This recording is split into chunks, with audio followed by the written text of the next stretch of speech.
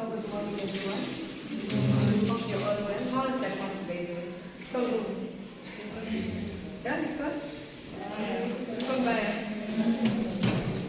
I have not marked yet for them. Trying to send me in admission number. Pass it on.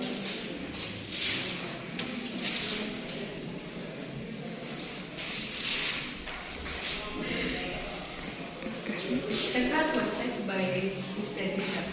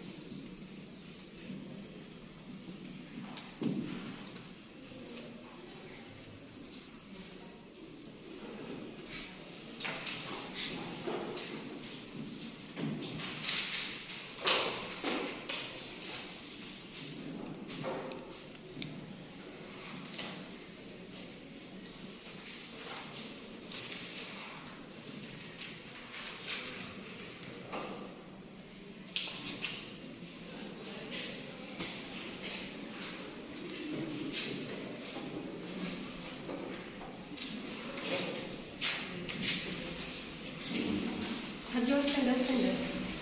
Thank you. Can you read my handwriting? It's legible. So, our unit title is Tours, Safaris and Transfers. And today's session title is Secure Accommodation. Then the specific learning outcomes are, by the end of the session, the trainee should be able to define distinct categories of commercial hotels. B, identify primary types of hotel accommodation facilities. And C, describe the characteristics differentiating safari lodges from boutique hotels. Okay? So, on that, I want you to group the class into two groups. So this side will be one group, and this side will be one group. Okay? We're going to have a competition. So, and the winning team will get a reward in the next session. Is that okay? I'm not going to tell you what the reward is first. So, but there's going to be a reward for the next session, only for those who win. Now how this is going to be done is that I'm going to pass out some definitions. So one side has definitions and another side has the explanations. So it's up to you to match the correct definition to the description. Are we clear? Who's not clear? No, sister, you want, you didn't understand. Understood? Everyone understand? So you're supposed to match the correct definition to the explanation. So,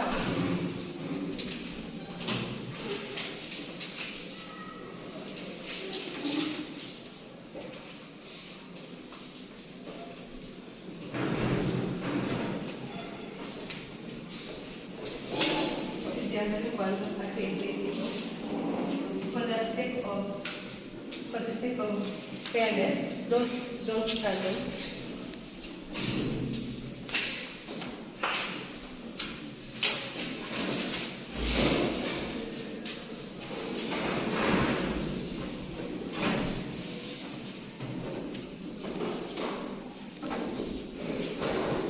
And same for you, don't look at them for the purposes of fairness.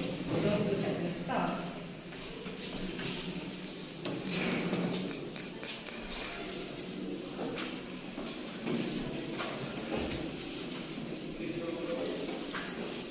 So before I tell you to turn them over, I want you to strategize how mtasimama kuja hapa. Sawa. So mnaweza go to this table, the rest of you in the back of this table, the rest of you in this table. When I say go, you match them up. The first thing to finish, you can raise your hand. Sawa. So all of you will put the together, and all of you will put them together. Once you get what are you going to do? You put the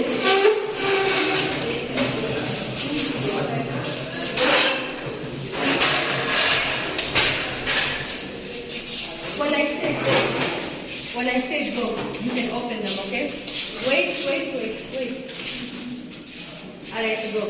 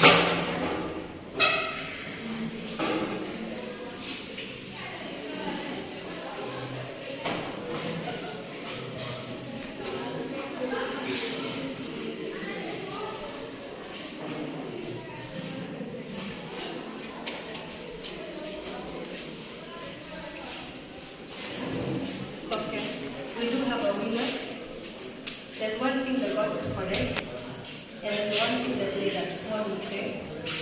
The winner is this group.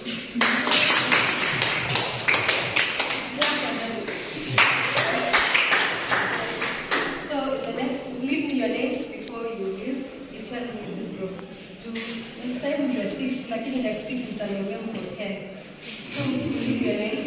So where you guys went from? You see from boutique. A boutique hotel is not this one. When we talk about transit, it is the curricular, like for example airports.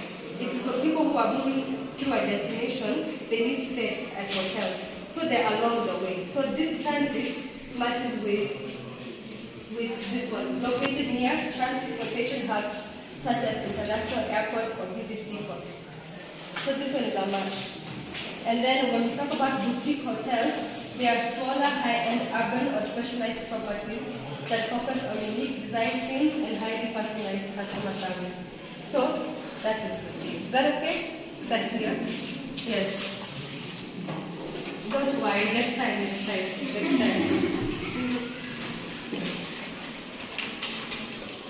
So for the second part of this, I want us to differentiate between Safari Lodge.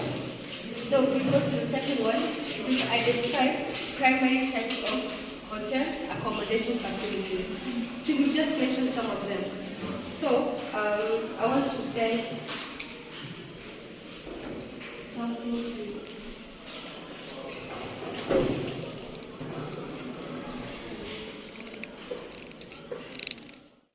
second learning outcome, which is to identify primary types of hotel accommodation facilities.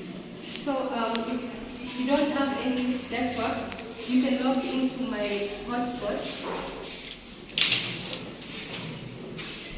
This is my hotspot password as it is.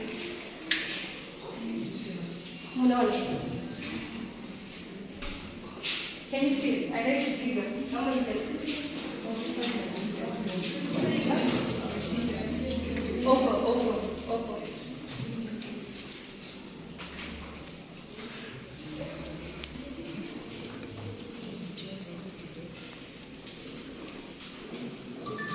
I want to send something to the group, the WhatsApp group.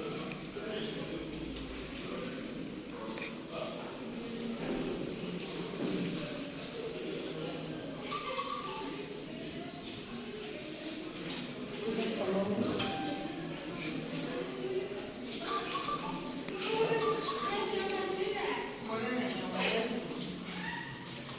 Has everyone been able to log in? Do you need help?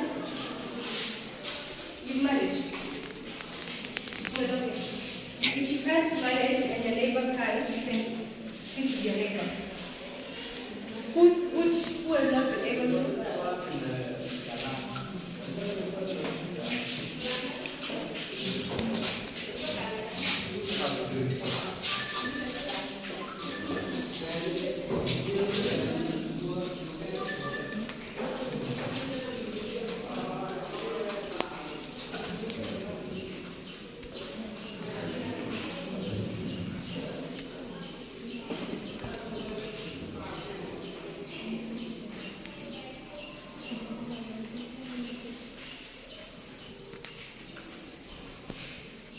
Has everyone been able to access the internet? Yes? Raise your hand if you have not.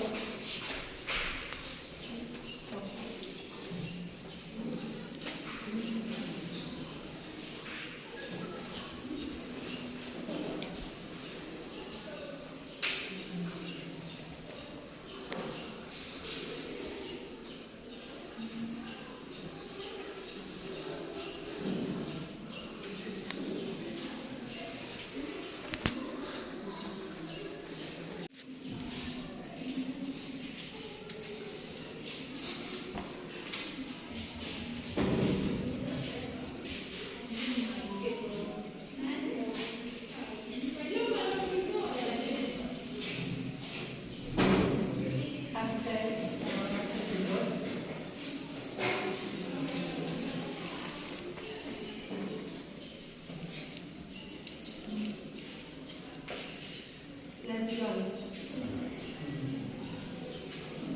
Can you see them? Yes, so the first one that you can require M and M jewel. M jewel. You've seen that one? Yes. That one can be classified as a transit hotel. Can we see that? Can we see that? Transit hotel. Transit hotel. Now, have you seen the one that looks like there's a beach somewhere? Have you seen that one? Yes. That one can be classified classified as resort hotels. Resort hotels. Now, resort hotels are the ones who are typically they're in a resort destination, like a beach, or it can be in a mountain. Have you come across them? Have you seen them before? So these resort hotels are typically those ones that they're around a beach for people who like to go on a vacation. Those resorts that you see there, those are called, those hotels you see around those destinations are called resort hotels. And then the next photo that is there, you see that one that it looks like Ikobstuni Kidogo. You've seen it? The one that has a pool in a nice foresty area. You've seen that one? Yes, that one. We call that an eco-lodge. Eco-lodge.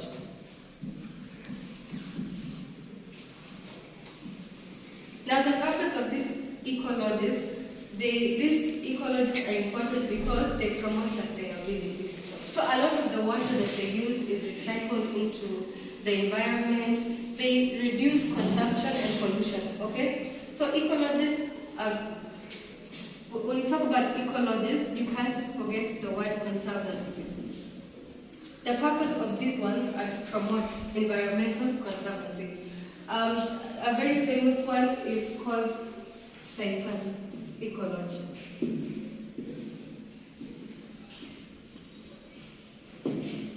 And most of them, if you go visit these ones, most of them, the employees of these are people of the local community. Okay, let's look at the next photo. The Home Suites by Hilton. Are you seeing that one? That is a business hotel. Business hotel. These are primarily used by people who are traveling for business purposes, okay? Alright? They use Salasala by corporate travelers, people who travel for business purposes. And they're mostly in business dense area. Like if you go to Nairobi CBD or even Eldoret CBD, you find a lot of hotels near conference halls. Studio, you've seen them. You'll find these around business populated areas, okay? Now for that, I want us to go, we've finished that, I want us to go to the third learning outcome. This is the third learning outcome, and it's to describe the characteristics differentiating safari lodges from boutique hotels. So, can you help me present the paper? Kindly.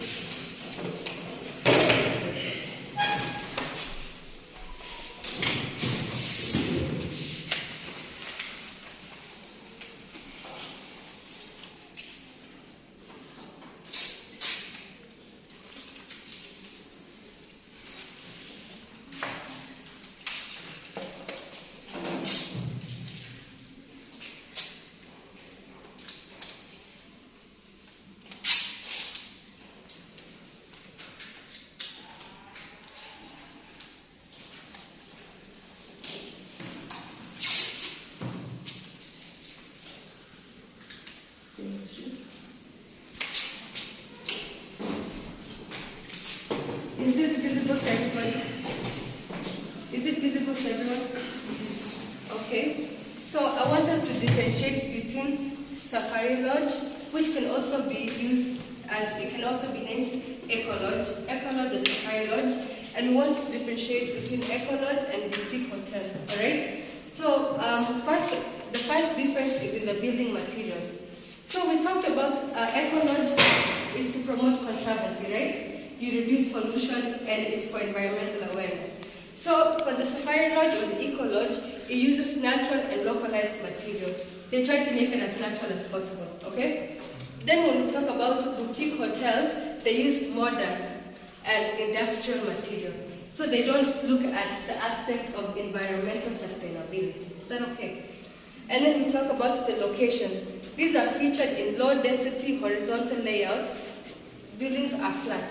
So we've just looked at that picture. They're not very high up, right? They are flat and they span out, single. But as for boutique hotels, they are high density, compact layouts, meaning they are like skyscrapers. They are built Is that clear? And then when we talk about the design thing, focus on environmental integration. We've said that a lot. We said that eco-lodges are mainly, the purpose is for environmental sustainability. So, but for this one, this is just for aesthetic purposes. Tukisema aesthetic purposes is just that it's pleasing to the eye. They don't look at anything about environmental sustainability. Is that clear? And then the last part, the last difference between the two is infrastructure and access. When we talk about safari lodge or eco-lodges, they use open-air designs and rustic pathways. So we've just seen that picture of the eco-lodge. It's eco-pekiake. It is by itself in a field. Sindio, like in this savanna kind of environment. So you see it's alone. But when we talk about boutique hotels, they're enclosed structures.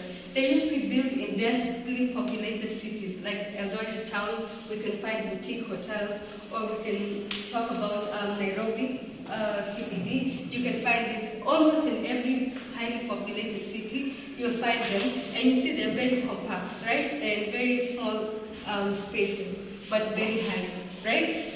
So we've been able to tackle, that's the third one that we've been able to tackle. So now for us, I want to write the assignment first. I want to write the assignment on the board.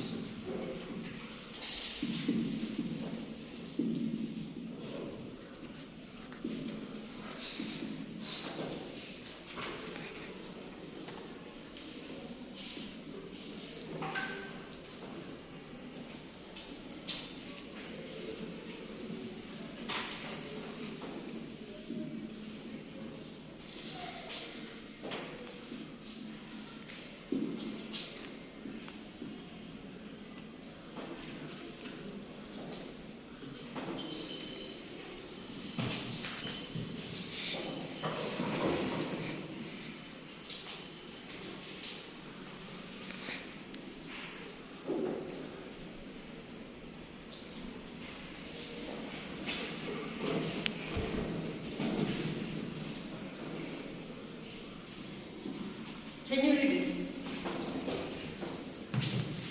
So as we summarize this session, I want everyone finish writing first, and then it says highlight 3 essential structural differences between luxury tenant safaris and urban business hotels. 10 marks. 10 marks. 10 marks.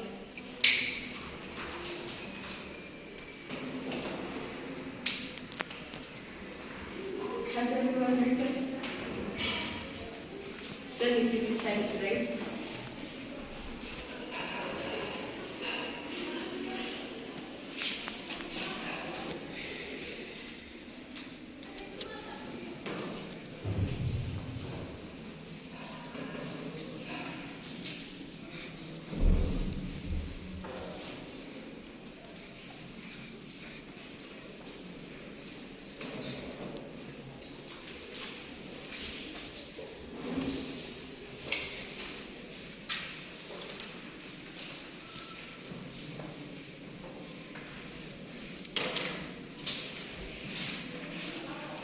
Has everyone written?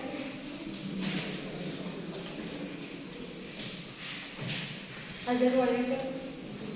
Now to exit by class, it's the end. In order to exit my class, you need to give me one thing you've learned today, and then you're free to leave. That's all. If you don't give me, we'll be here together the whole day. So if someone to give me what they've learned, you raise your hand kindly, and then you say what you've learned today, and then once you've said what you've learned today, you may leave my class. Is that okay? So anyone to raise their hand? The quicker is. Okay, we have learned Yes. different types of Yes. Like? we have the transist Yes. of them, we Yes. have the result of them, Yes. we have the ecology business of place. Good. Clap for them. You are free. Yes? Yes. Tunabaki na nini hapo? Yes, that's right. For the today's session, Yes. I have learned that ecologists Yes. are basically for to promote sustainability. Very good point. Then the social care Yes. basically are located along the beaches. Yes. Very good. You are free to go. Clap for him first. Very good. Yes, anyone else? Tunabaki. Anyone?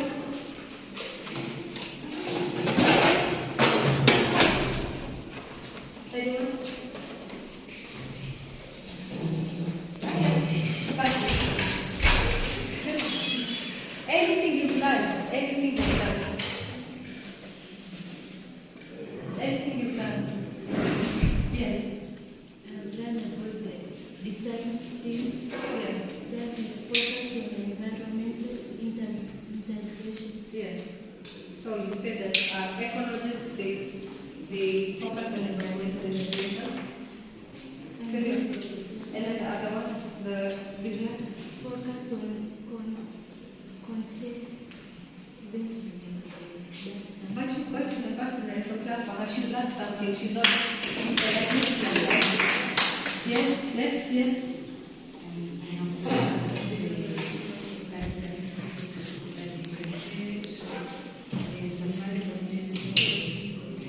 Yes, come on, which is at least one difference.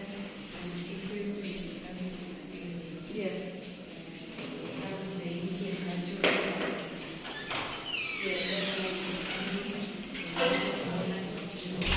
Clap for the brain. Yes.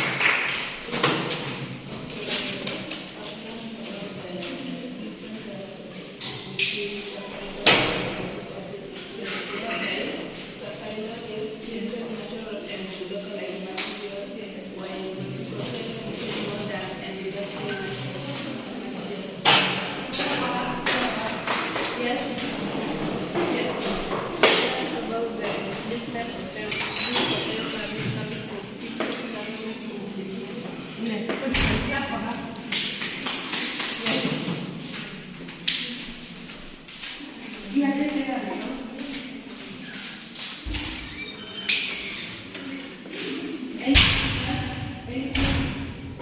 Anything?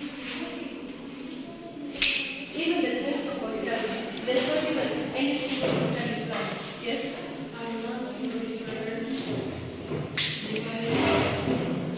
Different?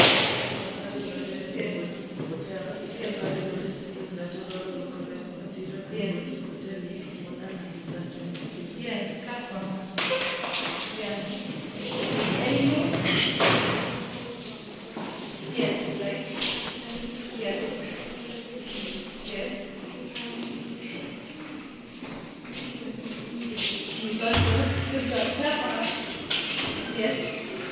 Okay, I've learned about differences between safari lounges and boutique lounges. Yes. In that, the safari lounges focus on environmental considerations, whereas boutique lounges